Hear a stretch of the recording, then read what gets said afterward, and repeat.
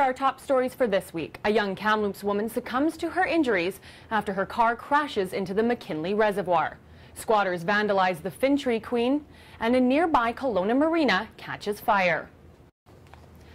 Hello, I'm Jen Zielinski, and this is our Week in Review. First, our top story. 21-year-old Kamloops resident Shayla Driver died Monday afternoon after her vehicle crashed into the McKinley Reservoir. Castanet's Kelly Hayes was there and has more on this story. The single vehicle crash occurred early Monday afternoon at a hairpin on McKinley Road.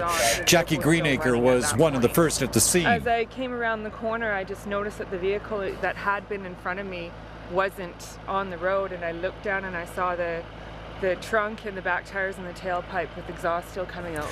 Rescue wasn't an option. At first we were going to go in the water, but we couldn't get out there. It was too cold, too thick of ice. About 20 minutes later, crews managed to put a hook on the vehicle and pull it out with the victim still inside. A female in her early 20s was extricated. She was unconscious when she was taken from the vehicle. Not the first time a vehicle has ended up in McKinley Reservoir. A couple of years ago, the driver of this car lost control at the very same spot as Monday's crash, rescued by other motorists. The investigation is continuing into the circumstances surrounding this incident. Squatters made themselves at home inside one of Kelowna's iconic landmarks. The Fintry Queen was vandalized with graffiti, broken glass, and garbage.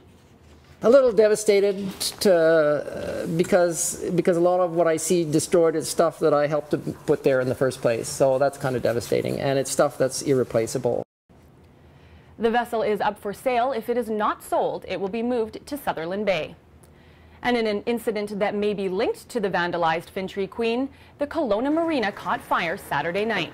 This isn't the first time fire crews have been called to the marina.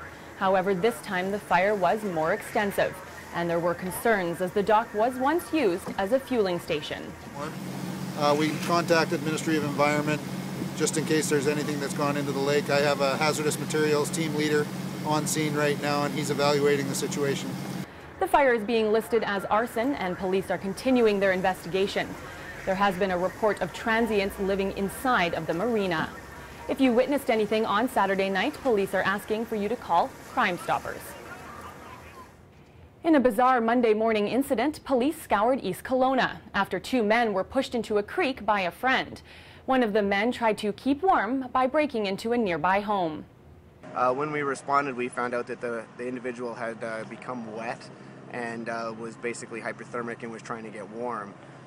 Apparently he had a friend. That friend has decided to wander off into an orchard here somewhere, and now to check on his well-being, we're trying to locate him to make sure he's okay. One man was taken to hospital. Well, Kelowna has been named the 7th most dangerous city in Canada this week. According to a survey in Maclean's magazine, Kelowna's crime rate was 61% over the national average in 2010. The city ranks 19th in terms of violent crime and 4th in non-violent crime. However, Superintendent Bill McKinnon doesn't agree with Maclean's methodology. He did admit his force remains at the bottom when it comes to numbers of officers per 100,000 population. In another police matter, RCMP are searching for a prolific offender. A Canada-wide warrant has been issued for 47-year-old Darcy Emile Lenko of Kelowna. Lenko breached conditions of his parole. Police consider Lenko to be violent and say if you see him, do not approach him, but call 911 immediately. Wayne Moore, our Castanet reporter and member of the Hockeyville committee, joins me now. Wayne, nice toque. Thank you, Jen. Yeah, it's a real style in Hockeyville, too. We're here at Royal LePage Place in West Kelowna. There's a Band and B hockey tournament going on this weekend. They're just taking a break right now. They're just cleaning the ice. The reason we're here is earlier this week, the West Kelowna Craft Hockeyville Committee released our theme song. And, of course, what's a theme song without an accompanying music video? The song was written and performed by Mike Schell, Austin Fry, Gordy Fry, Charlie Fry, Chris Manuel, and Johnny Carroll. Here's a bit of a sample. Watching your team as they skate down the ice. Game goal is scored, it gets the loudest cheer yet. We know we're right, we won this fight, you know we love it. We love it! What a cool video. The West Kelowna bid is still looking for support from the community at large as we attempt to get selected into the top 15.